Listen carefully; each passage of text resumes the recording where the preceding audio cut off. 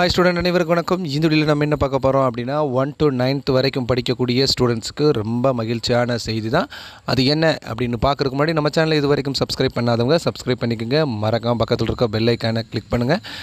இந்த வீடியோவை நீங்கள் மட்டும் பார்க்குறது இல்லாமல் உங்கள் ஃப்ரெண்ட்ஸ் எல்லாருக்கும் ஷேர் பண்ணுங்கள். சரி, வாங்க வீடியோக்குள்ளே போகலாம்.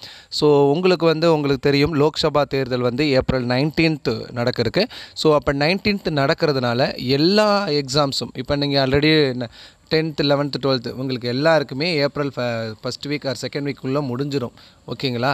ஆனால் 1 to 9th எப்பயுமே இந்த 10th எக்ஸாம் முடிஞ்சதுக்கப்புறம் தான் 1 to 9th எக்ஸாம் ஸ்டார்ட் ஆகும். ஆனால் இந்த வருஷம் ஏப்ரல் 13 முன்னாடியே இந்த எக்ஸாம்ஸ் எல்லாம் முடிக்க பிளான் பண்ணியிருக்கிறாங்க.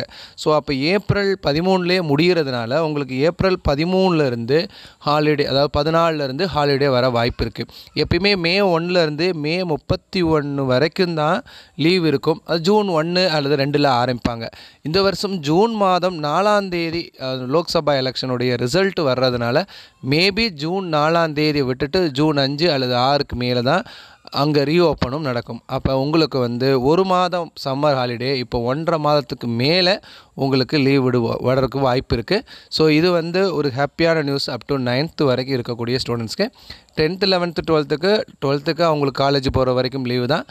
10th 11th ஜாயின் பண்ணுற வரைக்கும் லீவு தான். பட் 11th பொறுத்த வரைக்கும் சம்மர் கிளாஸஸ் அப்படின்றது வைப்பாங்களா, சம்மர் கிளாஸ் நடக்குமா அப்படின்றதெல்லாம் பொறுத்து இருந்தால் அந்தந்த ஸ்கூலை பொறுத்து இருக்குது. பட் கவர்மெண்ட் ஸ்கூலில் எப்படி லீவ் விட்ருவாங்க, பட் மெட்ரிகுலேஷன் ஸ்கூலில் அந்த ஸ்கூலை பொறுத்து அமையும். ஓகேங்களா? ஸோ இந்த வீடியோவை மற்ற எல்லா ஃப்ரெண்ட்ஸ்க்கும் ஷேர் பண்ணுங்கள். தேங்க்யூ.